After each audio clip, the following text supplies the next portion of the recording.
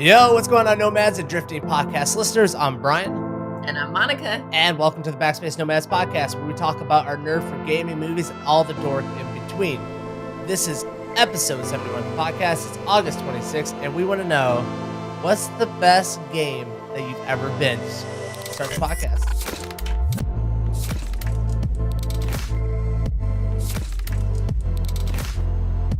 Monica, what's the best game that you've ever binged in your entire life? So I have to have binged this game. Yeah, like not just the best game. Yeah.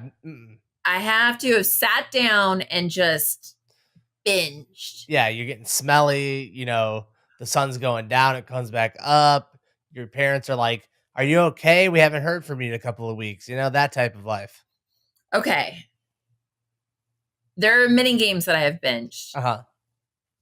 And they've all been really good. That's why I binged them. I wasn't like I was just having a weird time in my life and I decided that this game was worth binging, even though it was, like Chutes and Ladders, So I guess I'm going to go back. Way back. When I was in the closet. And I mean that literally. I just thought, like, okay. So we're all things on this episode. As a teenager, I had parents that really just they didn't believe in watching, or participating in electronics. It's not like we were Amish. We were allowed to use lights. Yeah. And different elements like that. But when it came to watching TV or video games, there was a lot of rules.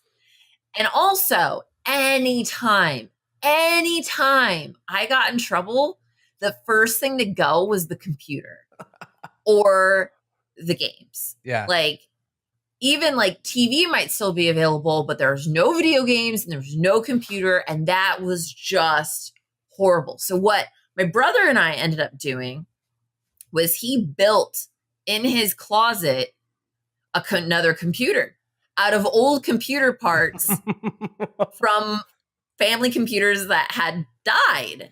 And he built this thing, and we also ended up putting consoles in the closet, and we made this fake room. Now, granted, this fake room, and in this fake room, there was like a wall, and we basically had this area that we could go to if all else had failed, if we were both in trouble, if there was no other way around it, if my mom hadn't just taken the computer monitor cord but snipped it, which she did.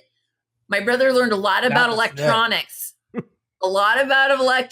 from like rewiring computer monitor cords together and everything. He went through whatever it took. And there was one time when we went out and we bought Baldur's Gate Dark Alliance. Ooh, okay? That's a good one. Now that game it can run anywhere from like 12-ish hours to like 70, depending on how serious you want to take it. Mm-hmm. And at the time, I don't even know if I was in trouble, but I was playing this game in my brother's closet. And I did not come out from the closet for a good 12 plus hours. Oh my God. Started playing it. I stayed in the closet. I was in a closet playing a video game for like 18 hours. I mean, I'm sure I went to the bathroom. I don't know if I ate. All I remember is that I just could not stop. Yeah. It was weird because I have always loved video games, but I was always like willing to stop to go get a fruit roll up or some Gushers, there was nothing that I was like, I had snacks. It's like, should I go get some corn nuts? Like I had snacks that I would get out to go handle and take care of because I wanted those snacks. Yeah. Not this time. I binged it. I played it all the way through nonstop. It was seriously the best game I've ever binged. And not only that, it's almost like the equivalent, like playing a game that long in a closet is like climbing Mount Everest for a mountain climber, It was uncomfortable. It was hot, sweaty. Yeah. There's no chair in there. You know, I had to hunch my back over. Probably got, like, Scoliosis. really humid. Yeah, it was disgusting. And You I went did it all for 15 the game. hours. All for Baldur's Gate Dark Alliance. I did it. Did you beat it? Hell yeah, I bet I beat it. I'm just wondering. I didn't leave that closet until I beat it. I might have gone to the bathroom. Not in the closet. I might have left the bathroom. Yeah. Left the closet to go to the bathroom, but. That's awesome. I used to love that game too. Like Baldur's Gate was such a good game to play. I think that's where like I fell in love with that style of RPG because I've always like you know, like the Final Fantasy series and stuff, but like I played that on the PC. It's like PC's where it's at, dude. It's what are we doing on consoles with RPGs? Get out. Like this is where it's at. Yeah. What about you? Well, I don't think I'm as obscure and not that obscure as you, but my big one, it would have to be World of Warcraft. And I know what you're thinking. You're just so basic, Brian. Like whatever. I am not thinking that.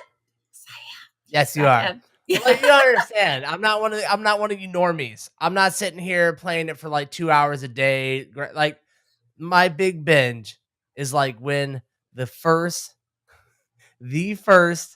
expansion came out, Burning Crusade, and they raised the level cap. And like it was odd. It was like we are all gonna do this, and like we're gonna sit here and level up until we get to the max level again, so we can show everyone else in this online game that we are better than them, and they're gonna know it because they're gonna be sitting there at their normal levels, and we're gonna be rocking the new content. I was part of a guild that was very serious. Like we had world first. It was a competition. I remember with that game, like I played it with my two brothers.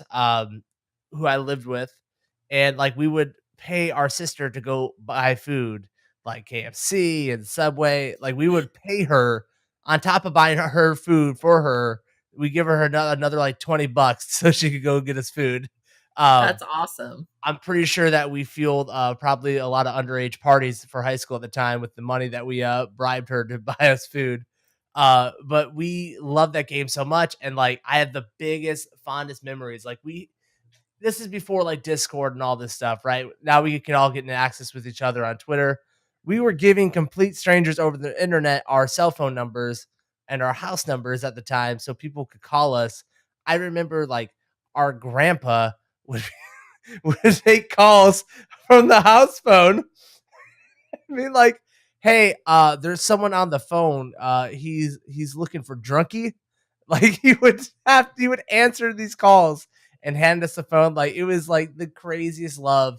I binged World of Warcraft so hard. Like every day it was like 8 hours to 10 hours. I would miss school. I would regularly call in sick because I wanted to like do more raid content and stuff. It was the best of times, Monica. Yeah, I mean, I remember that. I remember people calling my house and my mom going, "Who was that?" I'm like, "Oh, that's a Slayer 4982 from Alabama." And she's like, "You gave a stranger your number? Our number?" I was like, "He's not a stranger, Mom. He's my internet boyfriend." Oh, you dated Slayer?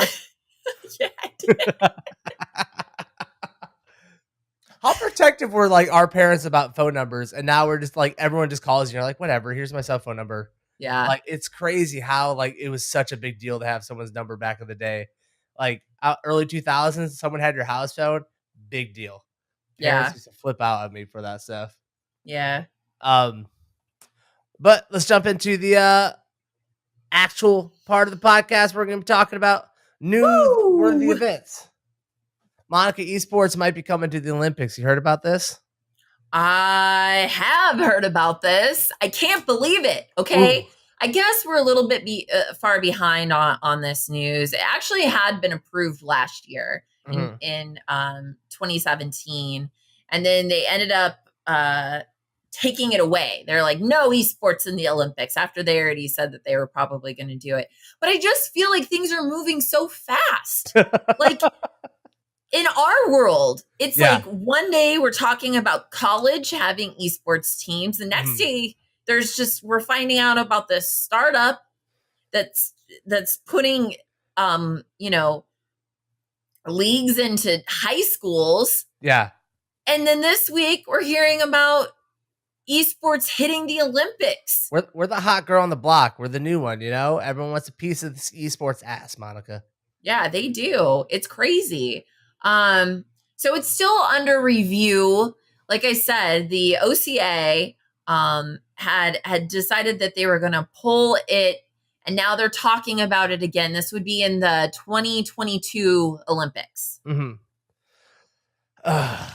I don't get it. Like, okay, so here's why they're struggling to place this inside the Olympics.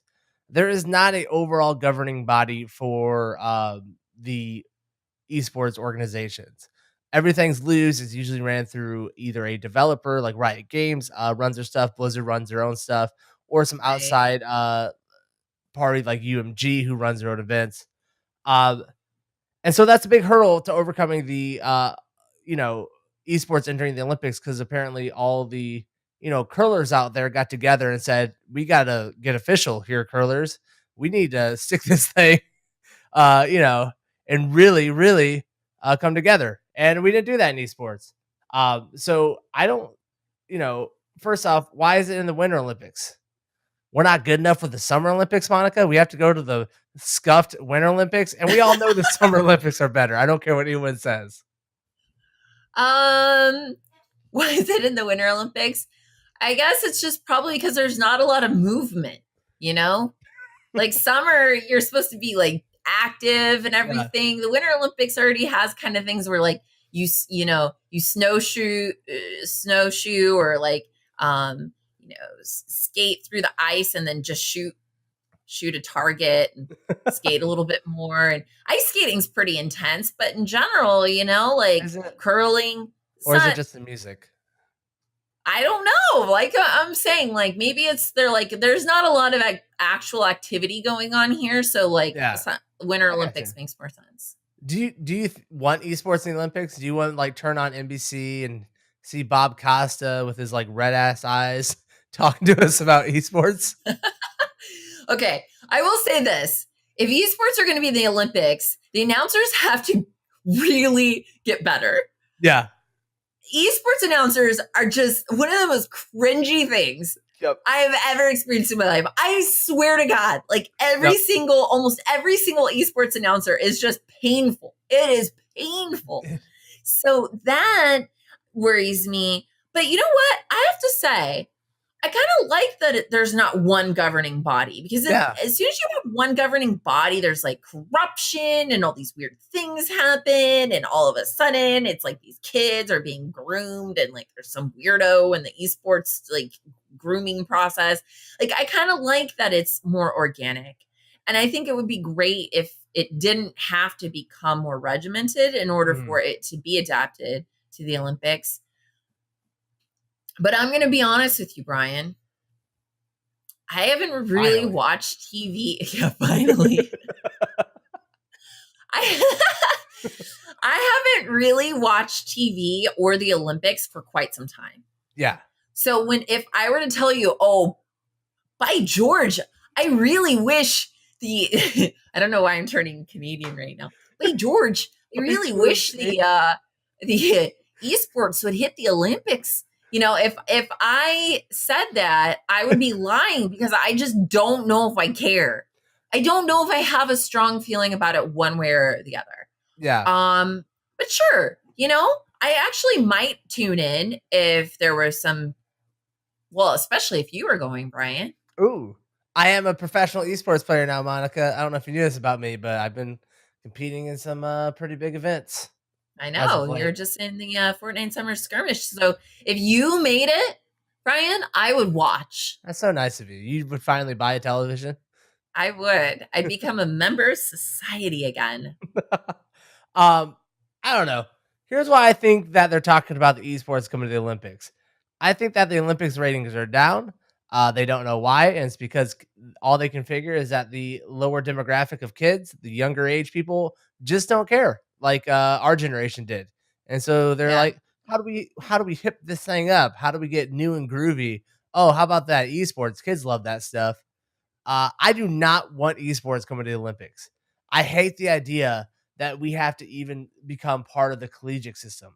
I hate Blizzard's take on Overwatch, where it's like, their esports league, they made these like teams with like the London whatever and the Florida Mayhem and the New York Excelsior. Like, just stop. Like, we are not like everyone else. That's why esports is so good. It's something different. I love the fact that, like, there in esports there are teams that play in multiple different games. Like, I love that idea. There's TSM, there's LG, there's Yeah. Fate. Like, that's cool. We come to the Olympics and like we are going to get more regimented, like all the other sports. It's going to be more like the corporate. Like, this is how everything goes down. This is how it makes it more easier to digest for the audience. Um, and like, not to even say like what game goes to the Olympics, what esports goes to the Olympics. There's so many different games. There's so many different genres. What are we like? What, we're gonna have like 5 games in the esports? If we're doing that, then we should just not be part of the Winter or the Summer Olympics. We should be our own. We should have the Olympics or something. Like, there's I like that idea. I think that's a really good idea. And yes, they are talking about having multiple games, and they're also having a hard time with it because some of these games are more violent, and they're like, Mhm. that's not what the Olympics is really about. It's about this camaraderie and this competition, but like this really healthy competition. Yeah. And the games that they are going to be playing, some of them were considered more violent, and it really is a little weird, like when you think about it in that perspective. But yeah, that would be cool. Brian, Hmm. you should start it. Do you think I can have my own IOC? The Olympics. Ooh, the Olympics. God, you're a branding mastermind. Do you know that? I Yeah. just changed one letter. That's all it takes. That's $1 million right there. So I kind of like don't see why we feel the need to be part of this stuff. Like, when they're saying you need a big governing board to be part of the Olympics, why don't we just tell them to go screw? Like, okay, whatever, bro. Like, we don't care. Uh, Most games have their own individual, like, international series. Like, Yeah. there is the North American one. Here's Team USA going up. Here's the Chinese team, and it's like a lot of fun for everybody. We have that built into like our own systems and like what we're doing. So I just think we need to like get off this bandwagon where we feel like we need to be part of normal, everyday society, because they don't like us anyways. We're gonna get in the Olympics, and there's just gonna be nothing but like middle-aged balding men talking about how this isn't a sport. And back in It's high so true, school, though. yeah, It's so true. like And there's just going to be so much hate, yep, yeah, overall it wouldn't be a positive experience. I agree. I don't know how. I am going to say though that I think within the next 15 years something like that's going to happen. Like, there's just Yeah. no, and I don't know if it's not the Olympics. Like, what happens to the Olympics, Brian? If what the majority of an entire 2 generations are focused on is not what the Olympics is holding. Like, you want the purity of the Olympics, but what if they completely disappear without it? I'm fine with that. I'm tired of the Olympics. Like, Oh, what's the big okay. deal? You just have someone spinning around, throwing like a big like ball off the shoulder. Who cares? It's the dumbest thing ever. Who can throw the biggest javelin? When do you ever use a javelin in your day-to-day life anymore? Where do they even make javelins? How's that a thing still? Ugh. Olympics is so like bicycling, awesome, right? Archery, Mhm. kind of cool. Except we have guns now. Why are people still shooting the bows in the Olympics? It makes no sense to me. I'm tired of this. I'm good with it going away. Hopefully, both of Okay. them fail, and we just have the Olympics, Yeah. where then All we right. can make video games about them shooting archery stuff and throwing balls with javelins. Yeah, we'll have video games about things that people used to do that are Yep. outdated. Funner. All right. It's definitely an idea. Technically, how dare you? It's a full-on deal. Idea. All right, let's move on and talk about the 2-Bit Circus, because this is actually one of the coolest things I think we've ever seen on this podcast. The 2-Bit Circus is a VR escape room carnival micro amusement park in LA. This thing was created by He's the son of Atari and Chuck E. Cheese founder, which, yeah. by the way, I did not know that Atari and Chuck E. Cheese were founded by the same person. Yeah. Oh, dude, he's a crazy man. I didn't know this. He turned down like a 1/3 buyout or buy into Apple when it was small by Steve Jobs, just so he could start Chuck E. Cheese. And that's why we have Chuck E. Cheese, because he turned down what would now be like $300 billion. Oh my gosh. Also, his son, Brent Bushnell, could come and start the 2-Bit Circus. I think this is one of the coolest ideas I've ever seen someone put together. Because I'm someone who's kind of over the idea of arcade bars. I think they're just like a weird novelty that aren't that fun. Yeah. And so when I seen someone take this idea, this is like the start of Westworld. This is how we start with the 2-Bit Circus. You know what I mean? And like, I'm loving it. I'm absolutely in love with this idea. So what I thought was interesting about it is like you do have the Dave and Buster's out there, and I think that there are a few other competitors, like GameWorks, I think is one. I don't know if it's still around, but I know it used to be. But you've got your Dave and Buster's, and yeah, it kind of feels, it's, for one, it's expensive. Yep. Two, it's a little old, you know. It was basically taking Chuck E. Cheese and saying like, here's an adult version. You can have drinks here, and like, but mostly the same games, and you're still going to get tickets, and the prizes still suck. Yeah. But what I like about this is that, you know, did you ever get to go to like a science museum or when you were a kid, and everything was really interactive and you got to play with different elements? Like, I don't think you lose that as an adult. I agree. And what seems like what this 2-Bit Circus is focused on is that immersion and also a very interactive part to it. So they want the majority of these games to be interactive. Now, it still has an arcade, so it's going to be 40,000 square feet of floor space. 40,000. So they're like, it's not as big as Disneyland, but it is still very big. It's going to have an arcade. There are going to be interactive social club. That's what they're calling it, interactive social club, where you can go and participate in game shows with other people there. That sounds really fun to me, like fun as heck. Like, I would love to go do Family Feud, like a Family Feud equivalent or something with like a few random strangers. That just like, I don't know exactly what to expect from that element of 2-Bit Circus, but it sounds fun. A lot of VR options, which you're not really seeing at Dave and Buster's, which that's the way things should be heading. Story rooms where you get to go in and participate in a story, an interactive story. Some of these are VR with different people. That sounds amazing. You're completely taking on a different persona. They have your traditional kind of escape rooms, but they've taken it to a new limit where, like, I don't know if you've ever done an escape room, but some of these places are like a little run down. Are kind of like lame. You know, these escape rooms are like more like Disneyland-esque, where you've got like the entire setup is just really, really immersive. And then you've got the, you know, like outside of the arcade, you've got a karaoke bars, and they do have alcoholic drinks, Brian, but they have a robot bartender. Thank God. Like, have you ever been to a bartender where you're like, just taking forever? This is just taking forever. I don't know why. Here, you probably can just walk up, hit a button, and see that robot just like pour your drink beautifully. They're not going to mess it up. They're not putting like too much like sugar or mixer in it. It's just like the right amount of alcohol. You know, they're not trying to skimp you on it. But you know what they're also not doing? Saying you tipped me well last time, I'm going to pour a little extra. That's the only unfortunate thing. How do you make a robot like you? I don't. I'm actually afraid of all robots. Oh. Like, please just give me the alcohol before you destroy us all, please. Yeah. No, but I actually love the idea of this.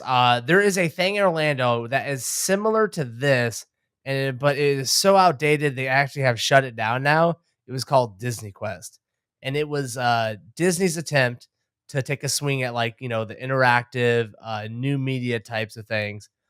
It launched in the early 2000s, if not the late 90s.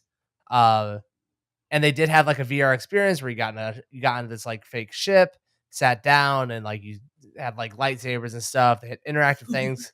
It was This sounds crazy. crazy. It was It great. sounds crazy. You could build your own roller coaster and then go ride it, which at the time was like mind blowing, you know? That sounds awesome. Yeah, like a lot of cool things. Some really interactive experience stuff where like you put on you'd be riding like the Hercules movie in Disney. So they have something that was like shifting, but you had a VR set on your head.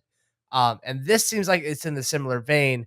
And I think Mhm. that is the best way to go because I hate Dave and Buster's. I think it's just like the dumbest, most overpriced thing you could ever like walk into in your life. I don't know Yeah. why I'm paying like $5 to get around on a skee ball machine. Like it's the dumbest thing in the world.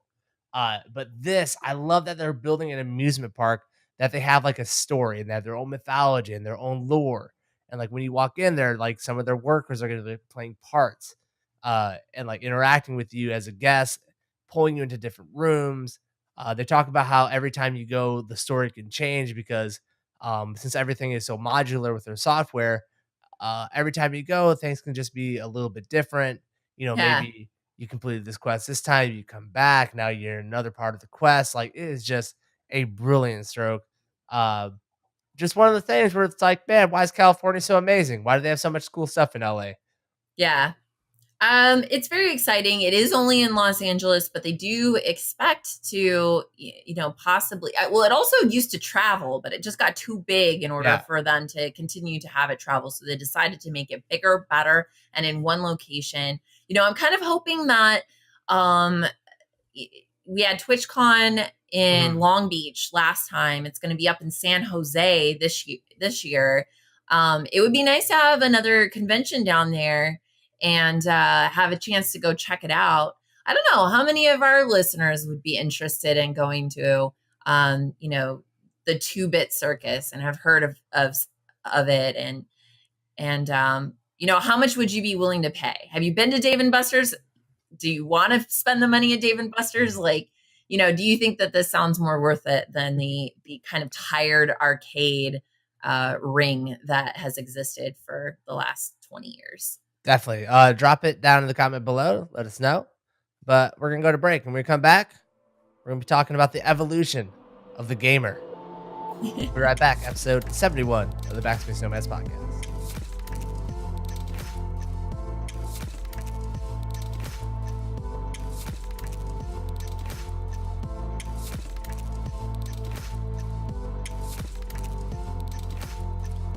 Thank you for sitting through that break, Nomads. Welcome back to episode 71 of the Backspace Nomads Podcast. On this half of the cast, we're going to be talking about the evolution of gamers, give you kind of a rundown on the most historically accurate briefing about gaming and how we've been through the years. Yes, this is basically as though just imagine yourself in a classroom and you're learning about, Homo sapiens, except this is just the gamer sapiens. There's like You three know, kids in the how back like giggling because you just said Homo sapiens. Yeah, exactly. This is the classroom you're in. Imagine your teacher, us, very tired, been teaching middle school for quite some time, kind of doesn't like children anymore. We still like you guys, though, our listeners, Wonderful. but we need you to be really immersed, Mhm. especially after talking about, the Bit Circus. We want this immersion, all right? Just imagine yourself in this class, Deep but down. you're also that student that wants to learn, all right? So here we go. So let's start talking about like the first gamers, like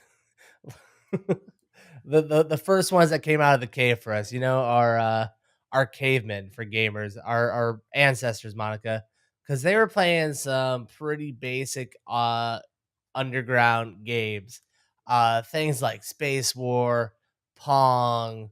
Remember the original Indiana Jones? That was like Pitfall. Like it's very very nerdy stuff. Yeah, so 1962 Space War, 1972 Pong. Hmm. And in that day and age, gamers were, predominantly ingenuitive middle-aged men that probably hadn't, some teeth problems, Yeah. probably didn't, have the best, posture.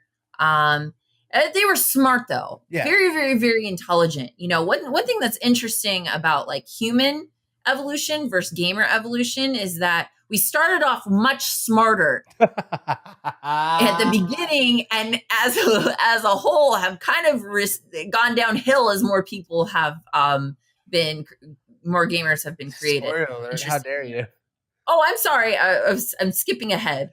No, but they definitely, like, when I think about it, you know, they had those very big, thick glasses that were like Thick glasses. Like they're hip and like cool now because all the trendy kids wear them. But back then, you know, you had this big 70s comb over, big neck beard going on, pocket protector. Yeah. You know, Yes. you're sitting there usually in your basement tinkering around. You're not telling anybody what you're doing. Like No. somehow you meet friends who are like-minded and like the same things, but it's very hush hush. Yeah. Until you tell your wife you work for the bank. What? But you're actually tinkering around, like you said, in your basement, okay. inventing things. But every day you're like, gotta go to the bank, honey, and then you actually just go out the door and go into the basement. Yeah. Oh, the life of lies we used to live. And then I think there was kind of a turning point. There was definitely a time. I remember being young and everyone used to talk about like the Commodore, the Atari, and like that was just never a thing that was in my household. It was never like cool. And then there was a thing that came along. It was called the Nintendo Entertainment System. It's like Woo! 1985, just before I was, born, where like people started to think, oh, you can get this stuff like on the cheap. Like I remember being like 4 years old and like the day we got a Nintendo Entertainment System finally, it was like a big day in the household because something like we had kind of wanted. Yeah. Oh, it was huge. I think the Nintendo Entertainment System was basically the equivalent of like finding fire and the ability to create fire. At this point, I feel like gaming was coming into households. You would get a console for Christmas or for a birthday if you were really lucky. I think we got ours for Christmas. Yeah. I think we got our NES for Christmas. And it was just really special. It was a really big deal. But what was interesting about it was that even though we had this console, now in my family, my brother and I loved it. I mean, we were pretty addicted. Like we enjoyed gaming right off the bat and also very heavily. But I feel like for a lot of my friends and my brother's friends' families, like they were not gaming. It was like having a badminton set for Christmas. Like it was basically like, oh wow, we could play badminton for 2 hours, and then you kind of forgot about it. And I feel like a lot of my friends, it was just like a random weekend thing. It was not a passion, which I found really interesting. And so those of us that were really interested in the console and like playing more and more games, kind of started having to keep it a little secret because it was a little weird. It definitely was. I remember on the street I grew up in, there were literally no kids that played video games except for my family. It wasn't even like it was like talked about. It's just like we just never brought it up. Maybe we were being like protective for a reason. I don't know. But I do remember like how like when we got the Nintendo and like the Sega, the day we got a Sega, it was the biggest day of my childhood. And then like the Game Boy comes out, you're able to play with that thing. And it was weird how like it started off as a thing that I really believe like the prices started to drop on all this technology. Cause there was a thing where our parents were like, we can't afford that. And then all of a sudden it's like, we're going to afford all of it now. And I know my parents did not get a raise. Believe me. Yeah. It's like all the stuff started to drop down in money. And that's when like we were able to get it. It just, I don't know, man. I think we were right there with you. We did not want to tell people we were gamers. We never talked about it at school. We never talked about it to anyone at school. But the minute we got home off the bus, we hit the door and we're like, we're punching in Sonic the Hedgehog and we're like gaming all day. Right. And if your friends came over, it was like, do you want to go ride bikes? Do you want to go do something else outdoors? Do you want to, pretend to like make a cake, but actually just put sugar and flour together and put it in the oven? Like, or do you want to just play some video games? It wasn't like what people came really over to do. Now, I did have friends that did play a lot of video games, but most of my friends did not. I agree. We had like one family. I remember they were like they were our karate instructors, kids. We played Mega Man with them. Nice. So I think the next big jump, though, that kind of changed gaming culturally, I think would have to be the PlayStation. Sony came in, and when they came into the scene and came into the market, they were determined to like punch open a whole new other demographic that like the Nintendos and the Segas of the world just weren't reaching. So they released a PlayStation. All the games are on the CD. The CD is like a little metal device, or it was like a plastic device, and you used to, all your games would come out. And you wouldn't download it. It was a CD. You could listen to music on it. It was this like mystical round thing. It wasn't like a cartridge. It was massively new technology. It was super cool to have. And so they started delivering these games on the CD. And I think it was so alluring that more of the like public and more that had more mass appeal because it was this brand new CD format. It was cool to Yeah. have CDs in those days. Like you had a collection, you had booklets of CDs and such. Yes. Yeah. Oh, for sure. For me though, I didn't feel like the PlayStation, and it probably was the age I was at the time too. I didn't feel like it actually opened up many more doors for me as far as while it opened up the type of games I could play and it opened up my interests more, it was still very, very secretive. So this was something that you dabbled in. I think my brother at this point was definitely having friends over. They were playing games together. I was not asking my girlfriends to come over and play video games with me. Okay. I was asking them to come over and paint nails or play girl talk or like call boys on the phone. Like I was not being like, hey, come over and play PlayStation. Yeah. I'm sorry. I wish you would have. You could have been the reason we have more female gamers in this world, Monica, but I ruined it. I ruined it. I don't know. I remember like once the PlayStation round, I started playing video games with like my cousins and stuff, like Tomb Raider and stuff. We would go over family events.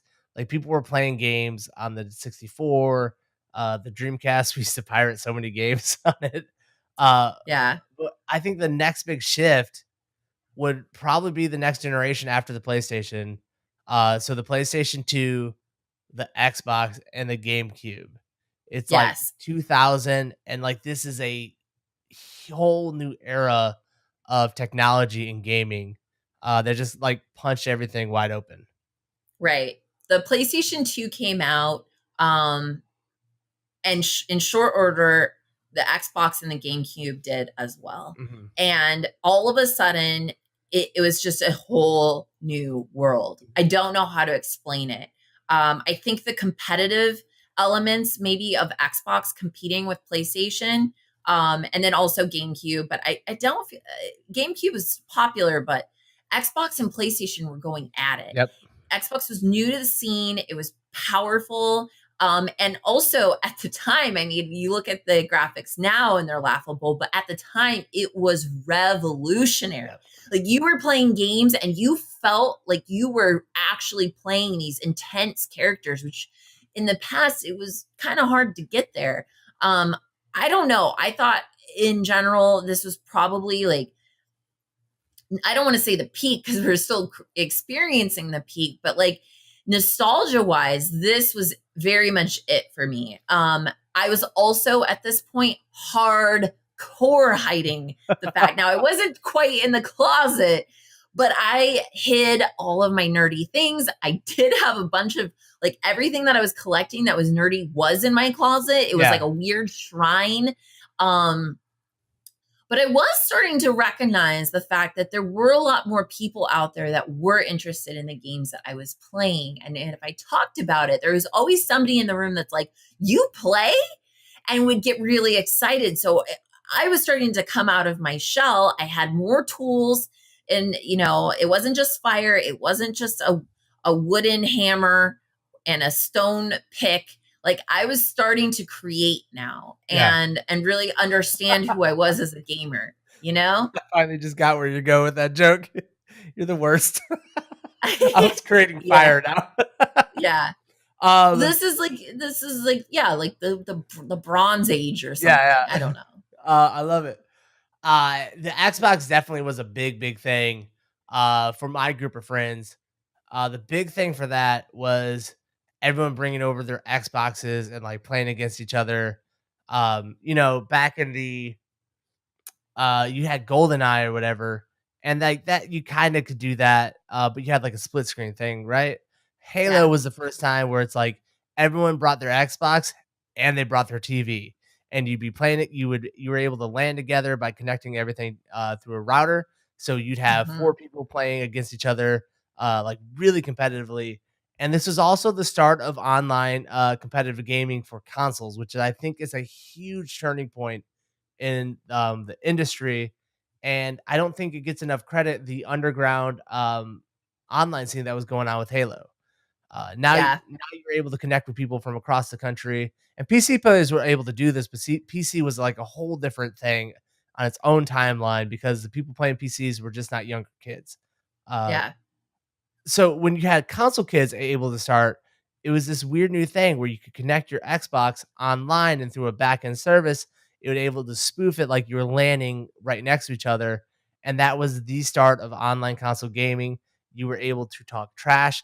I don't think you were able to talk in game to each other, but you would have your chat client open on your PC, and you would frag someone and then go taunt them by, you're such a noob, LOL, period, send. Uh, Yeah. it was the best thing ever. And I think that's where it really started kids to get addicted, because once kids start like competing with each other, that's all they want to do. They don't have a big brain that can handle a bunch of thought. They're dumb little kids running around.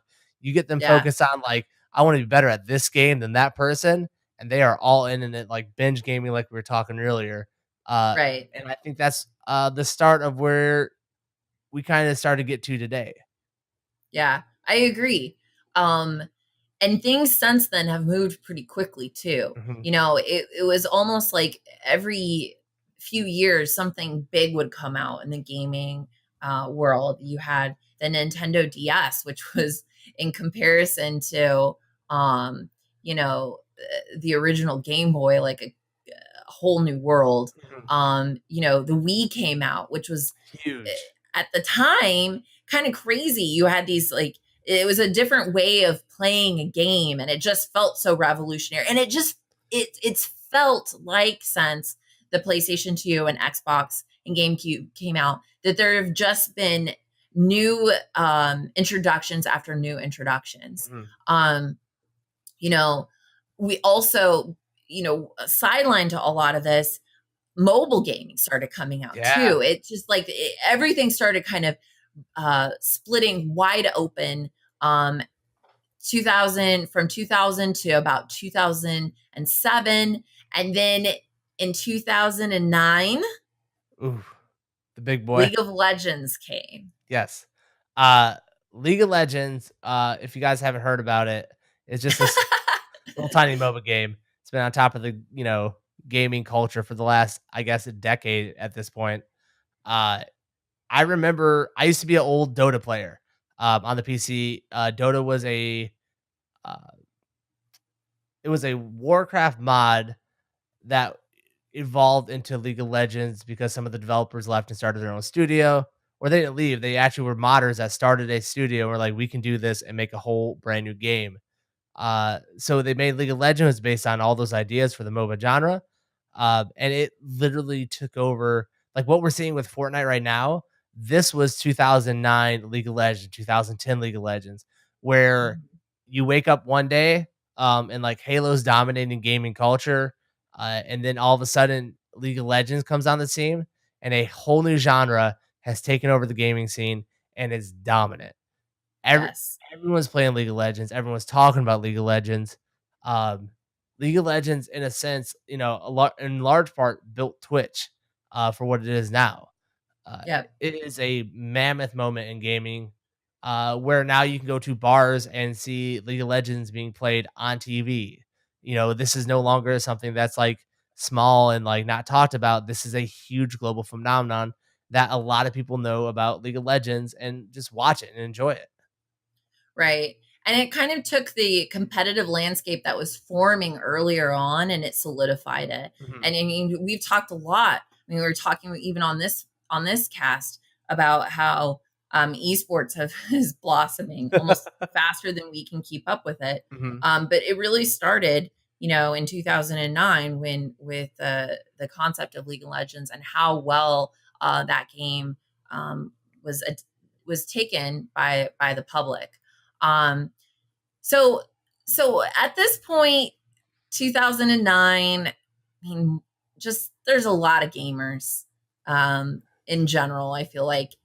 But from 2009 to where we are now, now we've gone through the PS3, we're on to the PS4, Xbox 360, we're now on Xbox One. How'd that happen?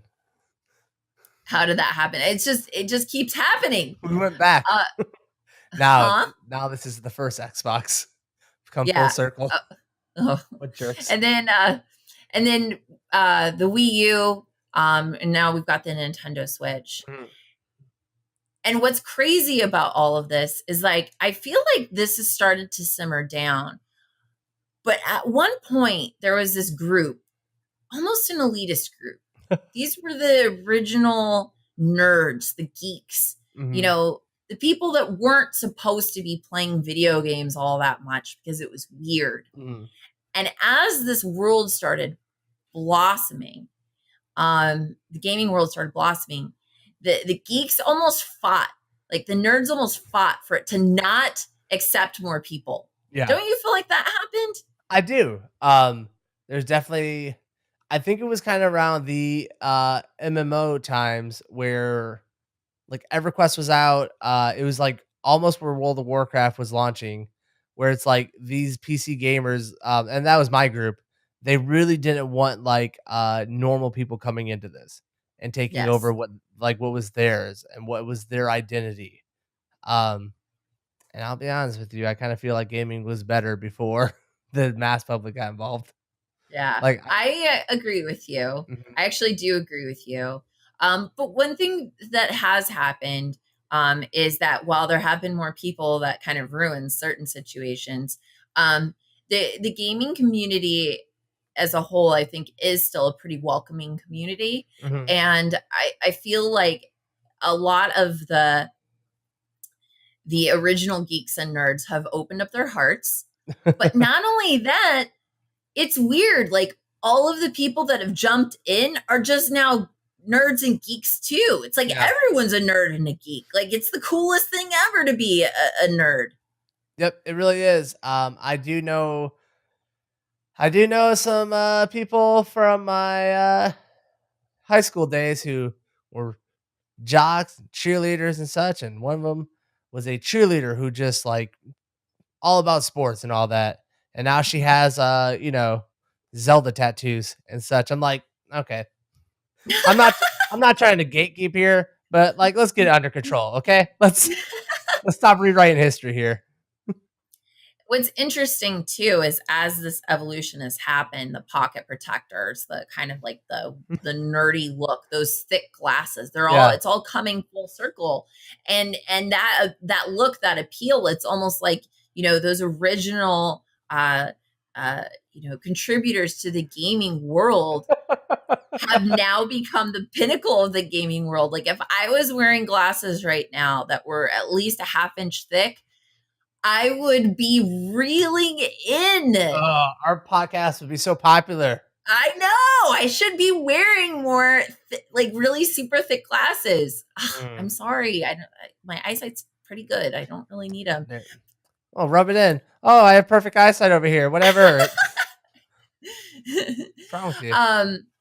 But I feel like gaming right now is it just keeps moving. It just keeps getting faster. Like the original nerds that fought against the opening have kind of either been, they've kind of died off as a whole. They've just been overtaken, where it's like now they're like, like Aborigine, like little tribes here and there. But in reality, like everyone, civilization has come around them, and they only have their one little circle. There's a trail of digital tears. Yeah, there's yeah. Oh my god. Yes. There is. So I don't know. I feel like we're moving into a future where pretty soon everyone is going to be partaking in gaming in some way, shape, or form. I really do. I don't think it's much longer before we are living in a world where gaming is just a part of our daily life. Yeah. The fact that like my mom will like reference gaming stuff to me now is I'm just like, I don't know if I'm comfortable with it. Like, I don't know if I'm comfortable that my mom knows who Ninja is, She's like, I love Ninja. He's just such a good young man. I'm like, you told me never to play video games, Mom. That's a lie. Yeah. She listens to this podcast every once in a while. She was very supportive of my addiction to video games. So that's the history of video games. And now y'all know, all you young whippersnappers know your history, know where you're coming from. That's going to do it for episode 71 of the Backspace Nomads Podcast. If you're listening to this on audio platforms, make sure you drop a 5-star review and comment whatever you want. Just make sure you do the 5-star review. That's the most important part. If you hate us, let us know. If you're watching this on YouTube, comment in the section below, like and subscribe to the channel. And we'll see you guys next week for episode 72. Bye, everybody. Bye.